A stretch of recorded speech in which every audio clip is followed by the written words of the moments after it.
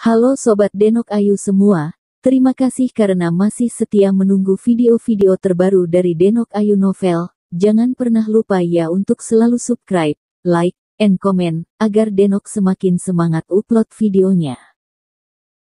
Banding. Kedua penduduk desa itu mengangguk dengan penuh semangat pada saat ini. Mereka hanya memiliki uang di mata mereka, dan mereka telah mengesampingkan hidup dan mati dari pertanyaan itu.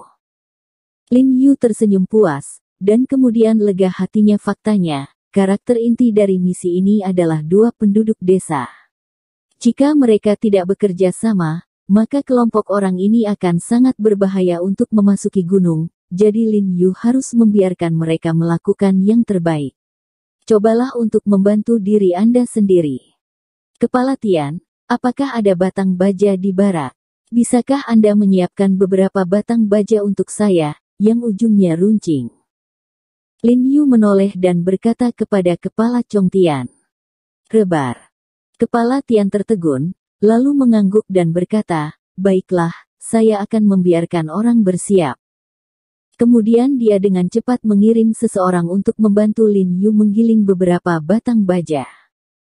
Setelah persiapan sederhana, semua orang mengemasi barang-barang mereka dan kemudian memasuki gunung dengan sekuat tenaga.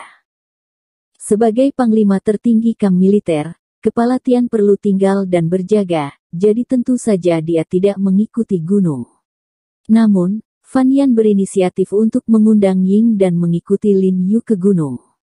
Lin Yu tidak menolak. Ini juga merupakan hal yang baik bagi banyak orang yang berpengalaman untuk memasuki gunung.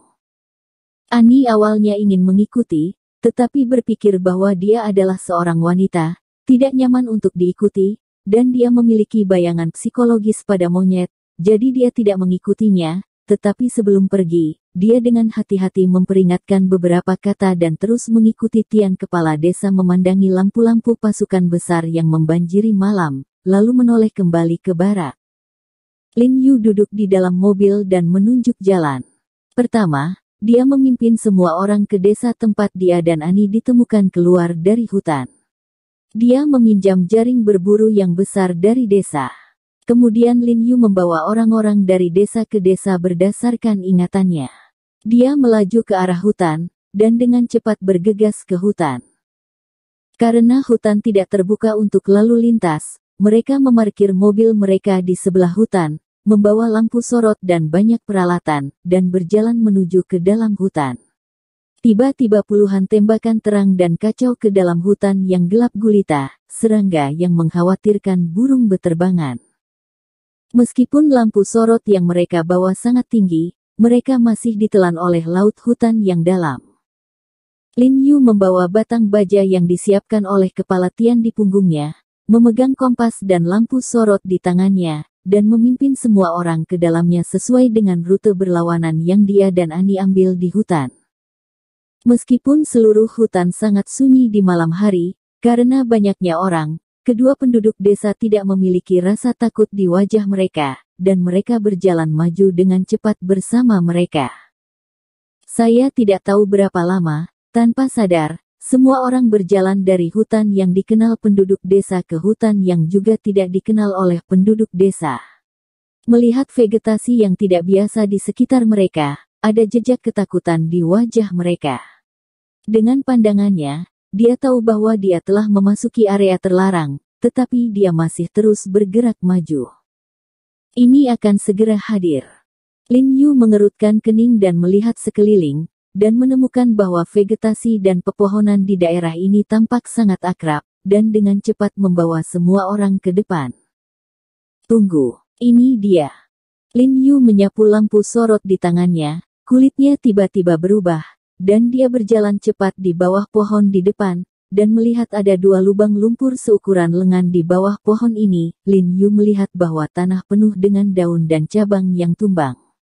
Dia mengangkat kepalanya untuk menerangi sekeliling dengan lampu tangannya, dan menemukan banyak cabang pohon yang telah patah. Dia segera memutuskan bahwa disinilah dia bertarung dengan monyet raksasa.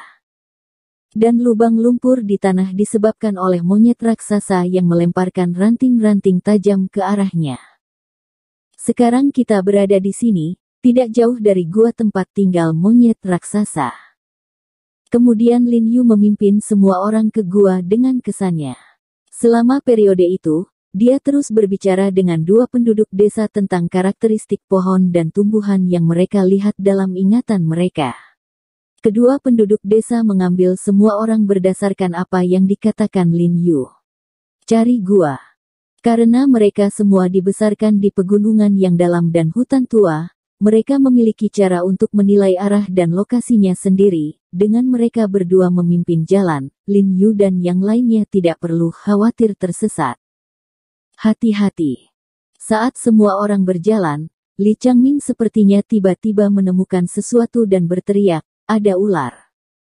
Begitu suaranya jatuh, dia hanya mendengar beberapa suara gemerisik, dan kemudian puluhan bayangan gelap berlari menuju kerumunan dari pepohonan. Puf puf puf. Mendengar suara puluhan senapan peredam, cahaya menyala dengan cepat, dan tak lama kemudian hutan kembali sunyi. Kedua penduduk desa mengambil senter dan mengambil foto ular yang patah di tanah. Mereka masih dalam keadaan tidak sadarkan diri. Berenang bolak-balik di tanah, tiba-tiba pucat karena ketakutan. Yah, tidak ada yang terluka, kan? Li Changming buru-buru bertanya, dan ketika semua orang mengatakan tidak apa-apa, dia mendengus dan berkata dengan puas, bagi kami di tim penusuk kegelapan, ini semua sepele. Begitu dia mengatakan bahwa ada seekor ular, semua orang di Dark Sting Brigade untuk pertama kalinya memegang lampu tangan dengan tangan kiri mereka, memegang pistol dengan tangan kiri, dan menembak dengan tangan kanan, dengan rapi dan akurat membunuh ular terbang yang paling dekat dengannya. Pemahaman kerjasama yang akurat dan diam-diam. Pamer. Qin Yong memutar matanya saat mendengar ini, dan berkata dengan sarkasme. Bagaimana bisa ular seperti itu tiba-tiba muncul di sini? Fan Yan mengerutkan kening dan bertanya, lalu mengambil senter dan menyapu jauh, lalu berteriak. Saya melihat lubang pohon besar yang jaraknya lebih dari 10 meter dari mereka. Ratusan ular hitam dengan berbagai perawakan melilit lubang pohon, mendesis huruf-huruf merah cerah, dan kulit kepala mati rasa. Fan Yan telah menjadi tentara selama bertahun-tahun, tetapi dia belum pernah melihat situasi seperti itu. Dia tidak bisa menahan untuk tidak berteriak, dan seluruh tubuhnya dingin. Kedua penduduk desa menjadi pucat ketakutan ketika mereka melihat mereka, dan dengan cepat bersembunyi di belakang Li Changming dan yang lainnya. Lin Yu mengerutkan kening ketika dia melihat situasi ini, dan dia tidak bisa membantu tetapi merasa curiga. Kemudian dia sepertinya memikirkan sesuatu.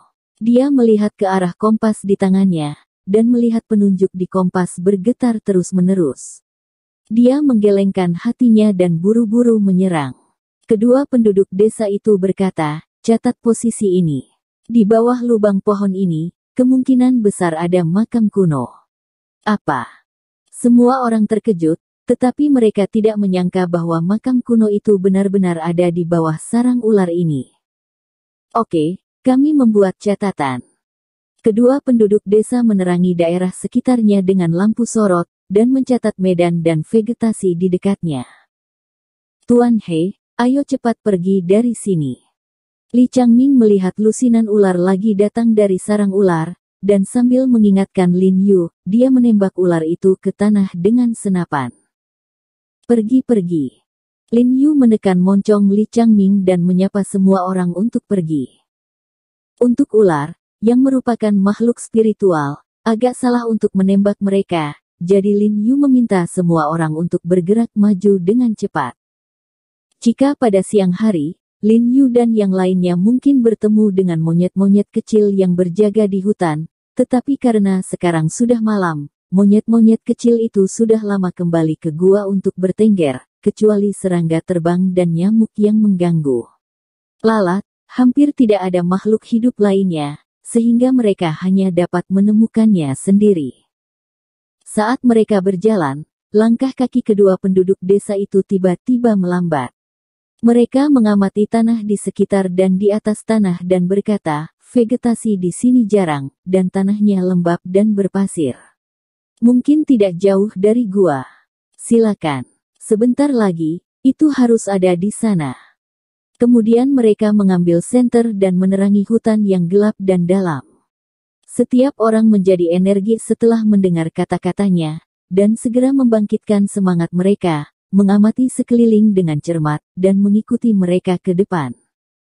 Benar saja, setelah berjalan ratusan meter, mata Lin Yu berbinar, dan dia menyorotkan senter ke lereng, dan melihat setengah pohon tumbuh di lereng, dengan cabang-cabang bersilangan dan subur.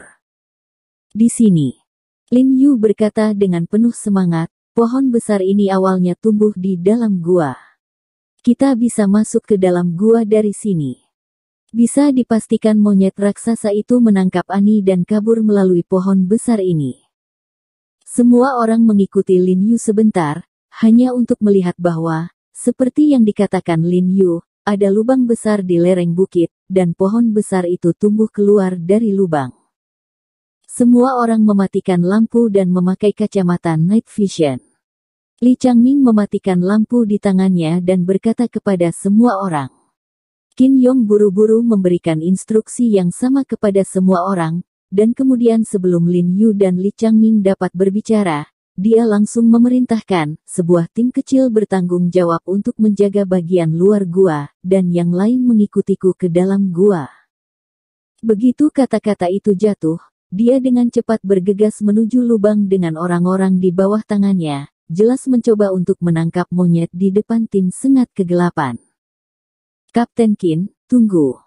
Lin Yu tampak cemas ketika dia melihat ini, dan merasa sedikit terburu-buru untuk maju ke depan, tetapi dia tidak bisa lagi memanggilnya, jadi dia dengan cepat mengikuti Li Changming dan yang lainnya untuk mengikutinya. Qin Yong tidak sembrono seperti yang dipikirkan Lin Yu. Setelah bergegas ke pintu masuk gua, dia berjongkok dan melihat ke dalam. Dia menemukan ada banyak ruang di bawahnya.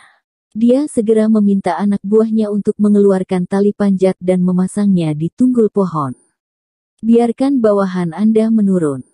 Setelah dua anggota tim yang pertama bergegas turun, mereka langsung berbisik di walkie-talkie, "Kapten, sudah menemukan target." Menemukan target. Ada sekelompok besar monyet di dalam gua, sedang tidur, salah satunya sangat besar, seharusnya yang itu. Sebelum dia selesai berbicara, dia hanya mendengar suara dingin dari interkom, diikuti oleh beberapa tembakan, tetapi segera kembali ke keheningan, diikuti dengan jeritan marah dan tajam. Tidak, monyet itu bangun. Kulit Lin Yu berubah dalam sekejap. Dia bergegas ke pintu masuk gua dengan anak panah, meraih tali dan bergegas ke bawah.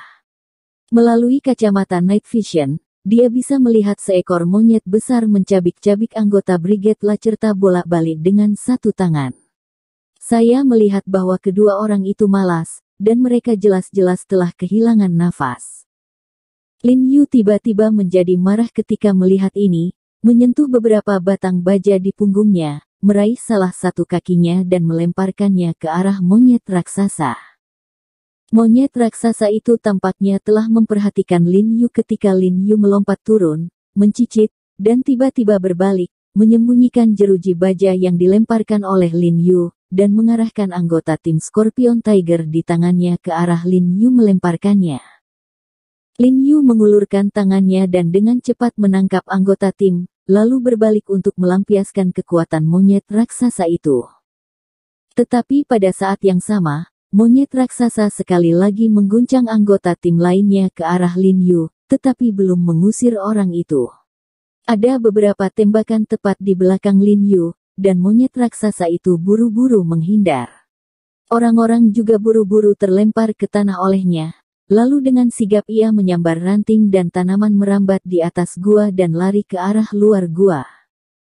Monyet itu dengan jelas menebak bahwa ada seseorang di pintu masuk gua di atas pohon, jadi dia berencana untuk melarikan diri dari pintu keluar gua.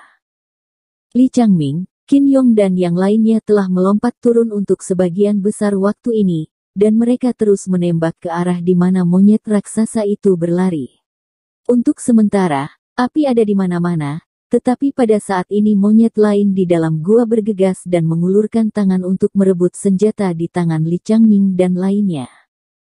Sekelompok anggota tim khusus buru-buru menghentikan penembakan, takut melukai rekan satu timnya, dan langsung berkelahi dengan monyet-monyet tersebut, meskipun mereka dengan cepat membuang monyet-monyet tersebut, tetapi monyet yang ada terlalu banyak, mereka hanya membuang satu. Yang lainnya menerkam lagi. Saat ini, kera raksasa telah mengambil kesempatan untuk berlari ratusan meter. Setelah melihat ini, Lin Yu dengan cepat membuang seekor monyet di tangannya, dikombinasikan dengan mengangkat batang baja di tangannya, dan melemparkannya dengan tiba-tiba, dengan sebuah letusan. Ketika batang baja itu terbang, ia menabrak seekor monyet yang telah melompat dari atas. Setelah melihat ini, Lin Yu mengutuk dalam hati, dan sekali lagi menggunakan semua kekuatannya untuk memproyeksikan ke arah monyet raksasa di kejauhan. Namun, monyet raksasa itu terlalu pintar, dan menghindar saat dia berlari, menghindari batang baja yang dilemparkan Lin Yu. Lin Yu segera menggenggam dua batang baja yang tersisa di tangannya, satu di kiri dan yang lainnya di kanan, dan membidik monyet raksasa itu lagi dan memproyeksikannya dengan kuat lagi, itu lebih kuat dari yang sebelumnya dan juga lebih cepat. Bersambung. Terima kasih sahabat Denok yang sudah mendengarkan video ini. Jangan lupa like, komen, and subscribe ya. Terima kasih.